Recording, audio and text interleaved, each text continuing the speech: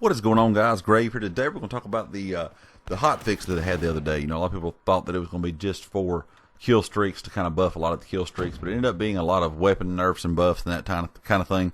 This game that you're about to see is going to kind of start out rough. It's going to be one of those. It's going to be like 1-3, 0-3 right off the bat. And I kind of uploaded this for an example. You're probably going to be like, why in the world would somebody upload such a horrible gameplay? But after I start out 0-3, I kind of changed up my tactics, start playing a little smarter. I think I ended up going 30-3. So it's kind of one of those games to show you just never give up when you're playing. Just always kind of keep playing, you know, to your style and kind of play smart and change up what you're doing. And you never know, you might have to change weapons, change, you know, just whatever you got to do to start playing better. But anyway, guys, we're going to get right into the what got kind of fixed with the hotfix. Well, first of all, we're going to start with the weapons. We're going to go with the Kuda. It got a little bit less recoil, so it's a little bit easier to maintain the recoil with the weapon. VMP got an increased time while aiming down sights and a hip fire spread increase. The Weevil got the increased ability to control the recoil.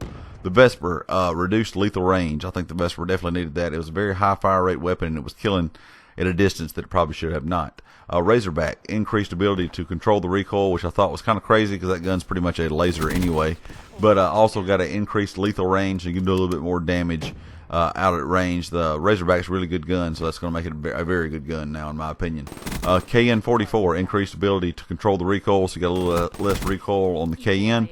XR2 had a movement speed reduction, which I thought was kind of interesting because the ARs already have a certain movement speed. You know, it goes from subs to ARs to LMGs. So it's going to be kind of in between LMG and AR. I don't know if it's going to be in between it or if it's going to be all the way down to the LMG movement speed. I'm kind of interested to see how much slower you move around with the XR2. I have not used it a lot as of late, so I'm kind of curious to see about that.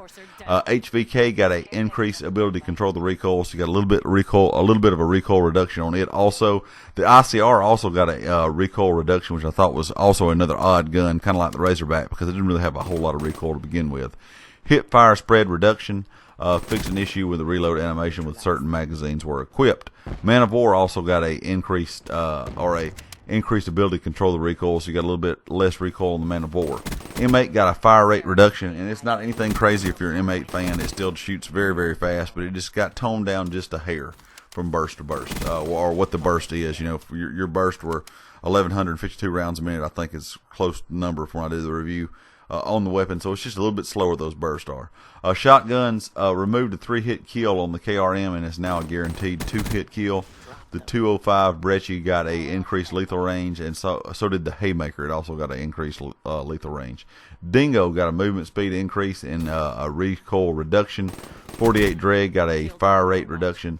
The pistols, the MR6 got a movement speed increase, the RK5 got a lethal range reduction and a movement speed increase, and the LCAR got a movement speed increased, reduced damage, reduced lethal range, and reduced hip fire spread.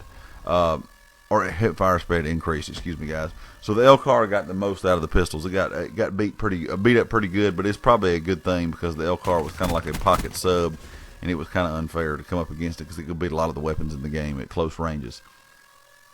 Now we're going to get into kill streaks. The HCXD got explosive damage increase. The darts got explosive damage increase, and handling kind of increased a little bit to make it a little easier to handle. Minimum speed slightly reduced and fixed an issue where the dart was not locking onto enemy players. Talon got a better AI control damage if you're not controlling it. The Mothership got an increased amount of missiles to destroy it by 2. The owner of the rocket turret projectile speed increased, and also the bullet damage increased out of the turret itself. Hailstorm cluster bomb damage was increased. The Rolling Thunder explosive radius increased. Explosive damage increased. Added 4 pairs of drones, so added some extra drones to the Rolling Thunder. So it's a pretty good kill streak now. I've ran it a few times and got some pretty good kills with it. And the health of the drones were also increased, because if you do not know, you could shoot the Rolling Thunder down very fast with the scythe and get your kill streaks just off the Rolling Thunder pretty much. Cerberus was increased missile to destroy it by 1 and increased the MP grenades to destroy it by 1. GI unit got a increased duration in or how long the streak lasts in whole, and also a slight decreased time stun when it's stunned by EMP grenade. The UAV and counter UAV got an increased base health. The Wraith got an increased base health, and also an issue where it fixed the flak drone would not lock to intercept incoming missiles. Raps got a number of missiles to destroy the deployment ship by 1, increased health per drone, and also explosive damage per drone was increased. The wraps is pretty beasty now, in my opinion. I've also been running it lately after the hot fix, and it does very, very well. So I think that the things that got fixed really well, and of course the last one we're going to talk about is going to be the lightning strike, and it got to reduce the time between target selection and deployment.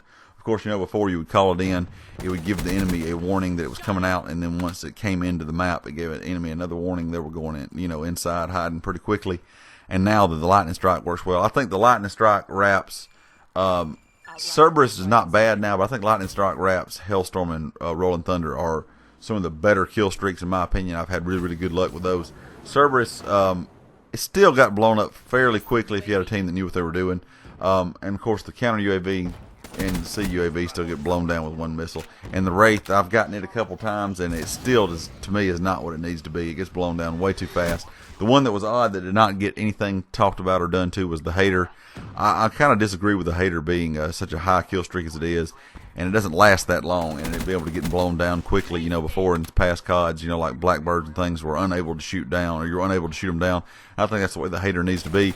But guys, leave me a comment and let me know what you think about all these updates to the weapons, to the kill streaks, and that kind of thing. If what you feel about the weapons or about the kill streaks, if they needed to be fixed. And I think some of them were a little weak, and some of them may be a little too strong now. We'll have to see in the upcoming weeks as the game plays out a little bit more. But anyway, guys, like I said, leave me a comment. Let me know what you think about it. And of course, if you like the video, hit the like. If you have not subscribed yet, please do so. And I'll catch you next time. Peace.